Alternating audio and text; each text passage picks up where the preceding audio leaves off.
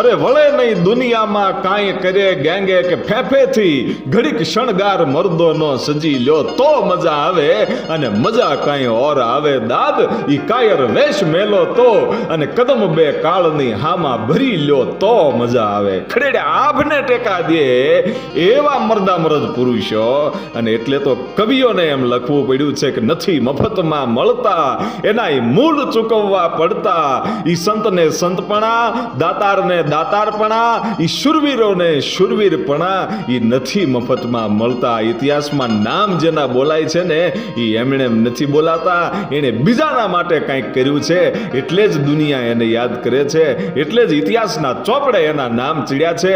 અને એવો એક મર્દામરદ પુરુષ, એવો એક દાતાર, એવો સાચોજી પરમાર. અને સાચાજી પરમારના ઇતિહાસની આપણે વાત કરવી છે, જેણે હવજનું દાન કર્યું હતું.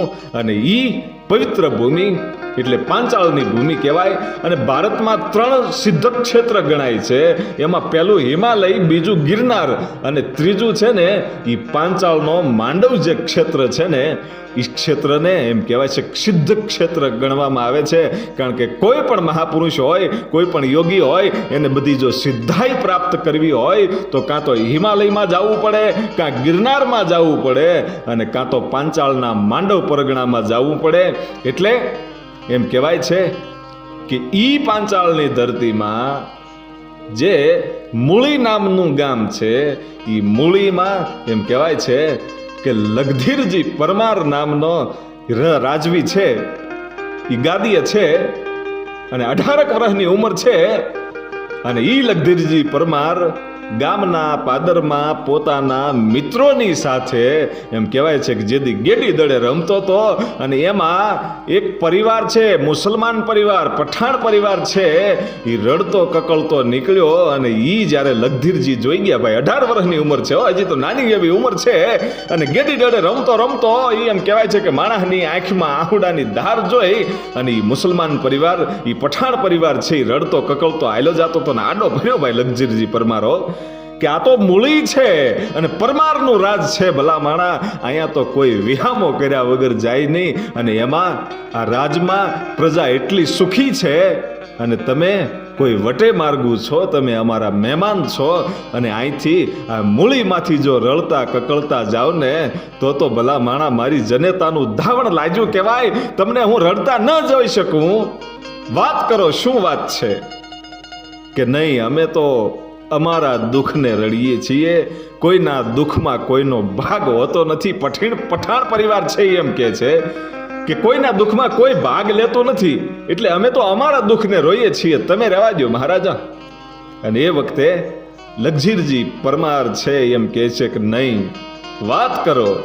અને એ વખતે એ પઠાણ પરિવારનો હેબત ખાન નામનો એ પઠાણ એમ કે છે કે મહારાજા, અમારી ઉપર આજ દુઃખ આવીને ઊભું રહ્યું છે, અમારી ઉપર આજ ડુંગરા દુઃખના છે, એ દુઃખના વાદળા છે એ છવાઈ ગયા છે.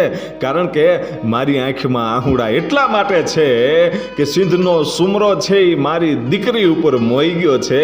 અને મારી યુવાન દીકરીને એમ કહેવાય છે કે સંદેશો મોકલવામાં આવ્યો હતો અને કીધું હતું કે મારે આની હારે લગ્ન કરવા છે, પણ મેં ના પાડી દીધી છે એ સિંધના સુમરાને.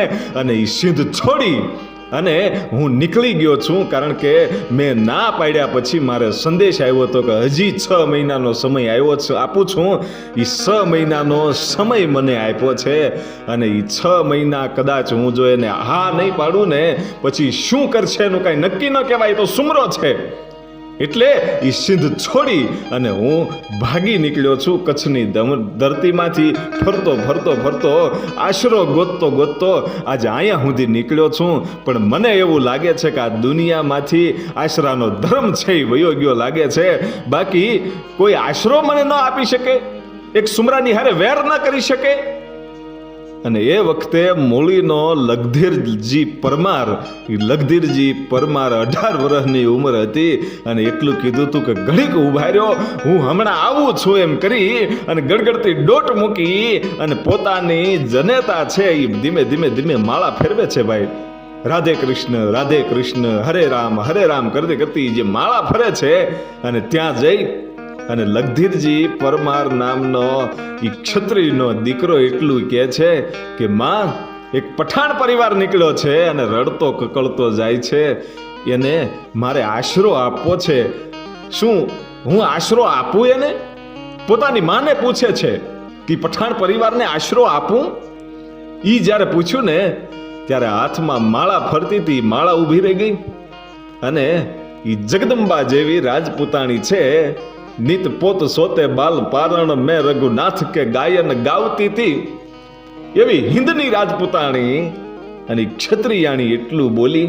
આંખમાંથી આહુડાની ધાર હતી અને આંખમાંથી આહુડાની જ્યારે ધાર પડી ને ત્યારે લગધીરજી પરમાર છે ને એમ પૂછે છે કે માં, આવું રૂડું રૂપાળું રાજ આવી રીતે હાલે છે અને એમાં તમને એવી કઈ વાત યાદ આવી કે તમારી આંખમાંથી આહુડાની ધાર થઈ? અને એ વખતે ઈ લગધીરજી પરમારની જનેતા છે એટલું કહે છે કે સાંભળ બેટા, મને એક પ્રસંગ યાદ આવી ગયો. તું નાનો એવો હતો અને બરાબર હું તને મૂકી અને નાવા માટે ગઈ. એ સ્નાન કરવા માટે જ્યારે હું ગઈ એ વખતે તે કજિયો કર્યો અને તું રડતો શાનો નતો રહેતો. હું હજી બહાર આવું ન આવું ઈ પહેલા જે રાજની દાસી હતી, જે વડારણ હતી, એણે તને ખોળામાં લઈ લીધો. તું છાનો તો રહી ગયો, પણ મને એમ લાગ્યું કે આ છોકરો છાનો કેમ રહી ગયો, એટલો બધો કજિયો કરતો હતો ને. હું જ્યારે નાઈને સ્નાન કરીને જ્યારે બહાર આવીને ત્યારે મેં જે દ્રશ્ય જોયું, એ દ્રશ્યને જોઈ અને મારું કાળજું છે એ થડક ઉથડક થવા માંડ્યું. કારણ કે જે દાસી હતી એ દાસી તને ખોળામાં લઈ અને પૈપાન કરાવતી હતી અને એ વખતે દાસી પાસેથી મેં તને લઈ લીધો અને દાસી ગયા પછી મેં તને ઊંધો લટકાડી અને તે જેટલું ઈ દાસીનું વડારણનું ધાવણ ધાવ્યો હતો ને એ બધી ધાવણની મેં તને ઉલટી કરાવી નાખી હતી કે એનું ધાવણનું ટીપું તારા શરીરની અંદર ન રહે એટલા માટે એ બધું જ ધાવણ મેં તને ઊંધો લટકાડી. નાનકડો એવો હતો ને મેં તને ઊંધો લટકાડી અને ઉલટી કરાવી નાખી હતી. પણ આજ મને આંખમાં આહુડા એટલા માટે આવે છે કે ક્ષત્રિયનો દીકરો આજ મને પૂછવા માટે આવ્યો છે. મારો દીકરો આજ મને પૂછીને કામ કરે અને રાજપૂતનો દીકરો હોય ને એને તો મનમાં આવે એ કરી શકે. અને આજ મને એવું લાગે છે કે વડારણના દૂધનું દાવણનું એકાદું ટીપું હજી તારા પેટમાં રહી ગયું છે. બાકી જેને આશરો આપવો હોય ને એ અહીંયા પૂછવા ન આવે, એ તો સીધો આશરો આપી દે. ભલામણા ક્ષત્રિયનો દીકરો હોય એ કોઈને પૂછવા ન જાય, એને તો જે કરવું હોય એ કરી શકે.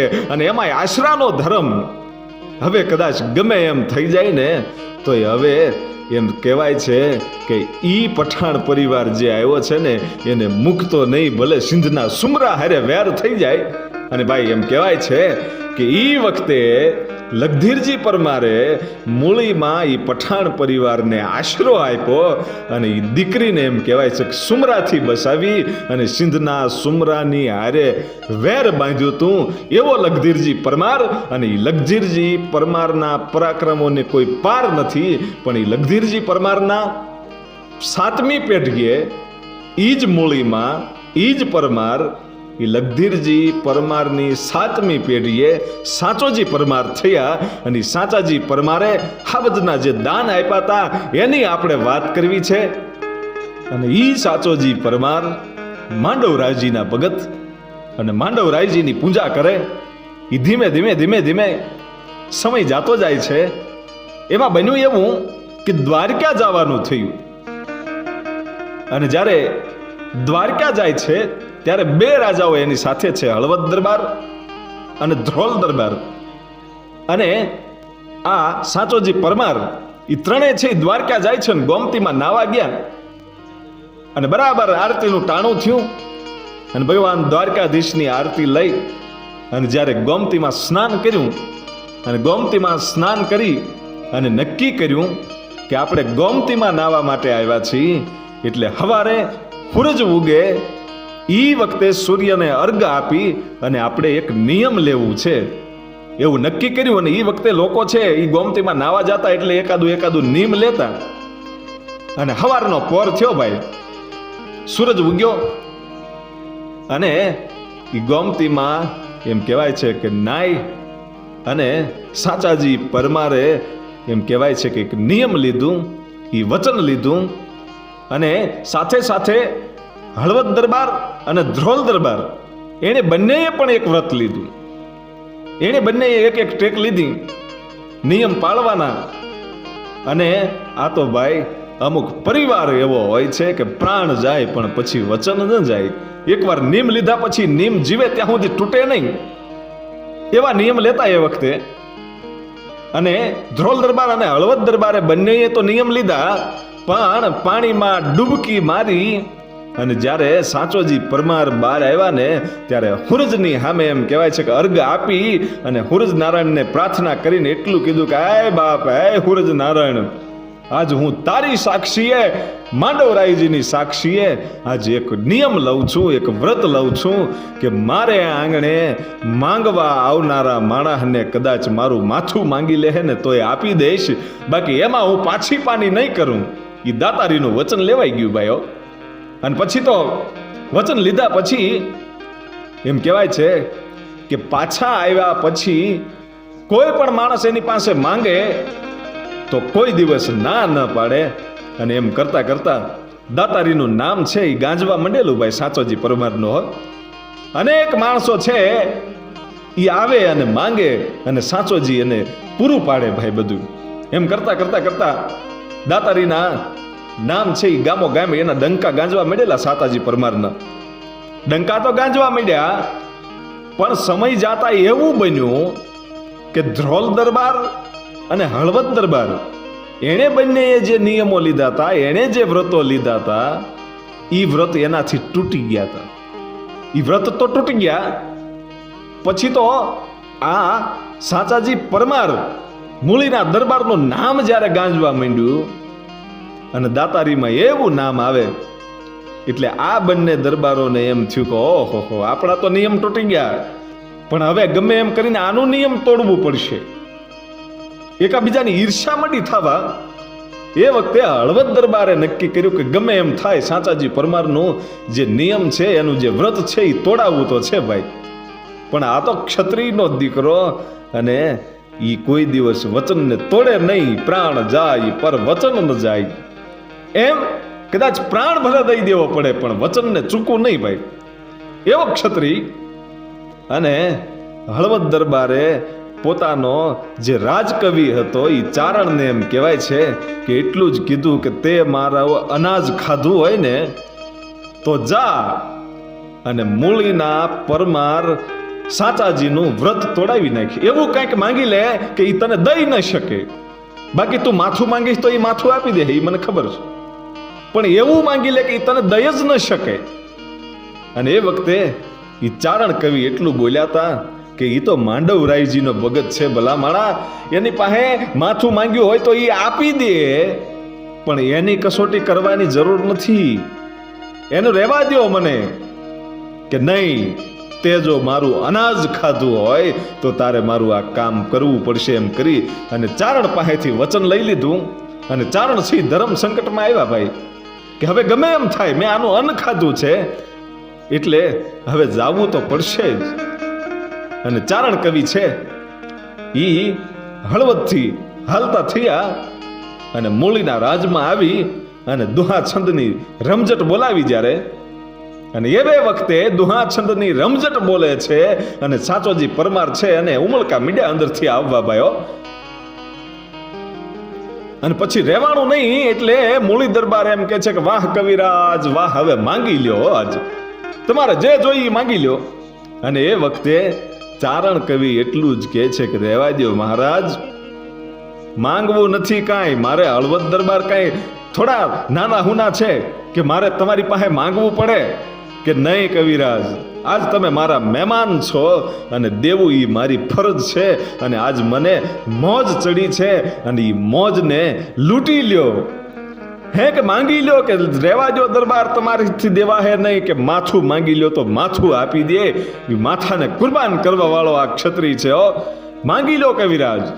અને એ વખતે મોકો વર્તી અને એમ કહેવાય છે કે એટલું જ કીધું તું કે દરબાર તમારે દેવું જ હોય ને, તમને જો મોજ જ આવી ગઈ હોય અને દેવું જ હોય ને તો મને જીવતા હાવજનું દાન આપો. હે કે મને જીવતો હાવજ આપો, કે જીવતો સિંહ કે હા. અને એ વખતે ખડખડાટ દાંત કાઢી અને મૂળીના પરમાર સાચોજી છે ને એણે કીધું કે કાંઈ વાંધો નહીં કવિરાજ, તમને વચન આપી દીધું. હે કે હા પાકું, તમને વચન આપી દીધું, જીવતો હાવજ મળી જાહે. તમારે ક્યારે જોઈએ છે? કે આવતીકાલે સવારે સૂરજ કોર કાઢે એ પેલા મને જીવતા હાવજનું દાન આપી દેજો. હે કે સૂર્ય ઉગે એ પેલા મને સિંહનું દાન આપી દેજો. કે કાંઈ વાંધો નહીં. અને જ્યારે સાચાજી પરમારે એમ કીધું કાંઈ વાંધો નહીં, તમને સિંહનું દાન મળી જશે. અને એ વખતે સભામાંથી અમુક માણસો એટલું બોલ્યા કે રહેવા દો કવિરાજ, બીજું માંગી લ્યો. કે નહીં, માંગવું હોય તો મારો હળવદ દરબાર ક્યાં નાનો છે, પણ મારે તો જીવતો સિંહ જોવે છે. એ તમારા રાજામાં તેવડ હોય તો એ આપે, બાકી તો સોના ચાંદીના હાથીના દાન દેવા વાળા તો લાટ છે. અશ્વ આપે કંઈક અધિપતિ અને દે છે ગજ કંઈક દાતાર, પણ સાવજ દે મુછાવ બલ પારક રા પરમાર. અરે અશ્વ, ઘોડા, સોના ચાંદી, હાથી એવું તો ઘણાય દેવા વાળા છે, પણ હાવજ દેવો હોય તો એ આ પરમાર આપી શકે. અને પરમાર પાસે મેં જીવતો હાવજ માંગ્યો છે, એટલું કહી દીધું. અને સાચોજી પરમારે એમ કીધું કાંઈ વાંધો નહીં, સવારે સૂરજ ઉગે એ પહેલા તમને તમારા સિંહ મળી જશે.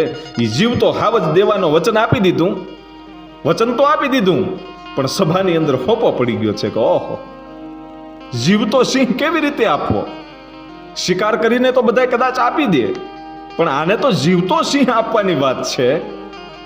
અને હાંજ પડી અને સાચોજી પરમાર વિચાર કરે છે કે કદાચ કવિરાજે 2-4 દિવસનો સમય આપ્યો હોત ને તો કદાચ ગમે ત્યાંથી હાવજ પકડીને લાવે. પણ આ તો સવારે સૂરજ ઉગે એ પહેલા આપવાનો છે. કરવું શું? ઊંઘ નથી આવતી, સમય જાતો ગયો.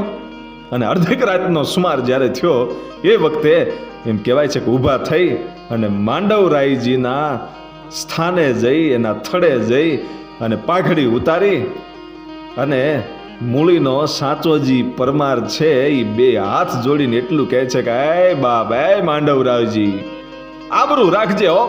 અને કદાચ જો હું આને હાવજ દઈ નહીં શકું ને તો મારી આબરૂ જાહે, અને એ આબરૂ જાય એ પહેલા તો મારે માથું ઉતારી દેવું પડે. બાકી જે મેં વચન આપ્યું છે એ વચન ભંગ કોઈ દિવસ થાય નહીં. અને આ વચનને ભાંગવા માટે આજ ચારણ આવ્યો છે. પણ હે બાપ માંડવરાયજી, હવે તું લાજ રાખજે હો. હું તો કાળા માથાનો માનવી છું. અમે તો આ સંસાર સાગરના નાનકડા એવા તરવૈયા કહેવાય. પણ બાપ હે માંડવરાયજી, તમે તો તારવા વાળા છો. હવે તારો તોય તમે, મારો તોય તમે. હવે આ જે કાંઈ છે એ તમારા ચરણે બધું અર્પણ કરું છું. એ પ્રાર્થના કરીને ત્યાં તો એમ કહેવાય છે થર થર થર થર થર કરતો એ થડો છે ધ્રુજવા માંડેલો ભાઈ માંડવરાયજીનો. અને શિખરમાંથી ઈ મંદિરમાંથી એમ કહેવાય છે કે અવાજ આવે છે. થડામાંથી અવાજ આવ્યો ને એટલું કીધું કે એ સાચાજી પરમાર, તારે મૂંઝાવાની જરૂર નથી, તારી હારે માંડવરાયજી છે. અને જા, આવતીકાલે સવારે સૂરજ ઉગે ઈ પેલા ઈ કવિરાજને અને માણસોને લઈ અને માંડવ ડુંગરમાં જાજે. અને ડુંગરામાંથી તને જે હાવજ દેખાય એ સિંહનો કાન પકડી અને કવિરાજને દાનમાં આપી દેજે, જા. અને સાચાજી પરમારને વિશ્વાસ આવી ગયો ભાઈ. હુઈ ગયા અને બરાબર એમ કહેવાય છે પ્રભાત થવાની તૈયારી છે. પરોઢો થયું ને કોયલ રાણી ગીત મધુરા ગાતી. એવું હવાર છે ધીમું ધીમું ધીમું ધીમું એમ કહેવાય છે કે ભરકડું ઠાવા માંડેલું. અને એવે વખતે કવિરાજને અને રાજના માણસોને કીધું કે હાલો. કવિરાજને કહે છે કે હાલો માંડવના ડુંગરે. અને એ ડુંગરે માંડવરાયજી તમને સિંહનું દાન આપે છે. હે કે તમને જીવતા સિંહનું દાન આપે છે, હાલો. અને માંડવ ડુંગરે જાય છે. અને ત્યાં તો ભાઈ ગે કરતો હાવજે ત્રાડ મારી હોય. ત્યાં જાય ત્યાં તો હાવજે ત્રાડ મારી અને ભગવાન માંડવરાયજીનું નામ લઈ અને સાચોજી પરમાર છે એ જાય છે ભાઈ હાવજની પાસે ગયો. અને ત્યાં જઈ એ સિંહનો કાન પકડી અને લાવી અને કવિરાજને કીધું કે લ્યો આ તમારું દાન. આ માંડવરાયજી તમને જીવતા સિંહનું દાન આપે છે ભાઈ. જીવતા સિંહનું જે દાન કરી શકે એવી એની અંદર ભક્તિ હોય, એવી એની અંદર ટેક હોય, એ સિંહનું દાન તો કર્યું. એ વખતે કવિરાજે એટલું કીધું કે બાપ તારું દાન હવે મને પોગી ગયું, કારણ કે આ તો સિંહ છે એને પકડવો કેમ? એ તો સાચોજી પરમાર કાન પકડીને લાવી શકે. અને ચારણા આઘા ઊભા રહી અને એટલું કહે છે કે તારું દાન હવે મને પોગી ગયું છે અને હવે એને રમતો મૂકી દે બાપ. આ તારું જીવતા સિંહનું દાન છે એ મને પોગી ગયું છે હો, એમ કહી અને કવિરાજ છે એ દુહો કહે છે કે સાચે સિંહ સમીપ્યો કેસર જાલિયો કાન, હવે રમતો મેલ રાણ પોગ્યો પરમાર ધણી. હવે મને એ તારો હાવજ છે ને એ પોગી ગયો છે, એનું દાન મને પોગી ગયું છે. આવા મહાપુરુષોને આપણે લાખ લાખ વંદન કરવા જોઈએ.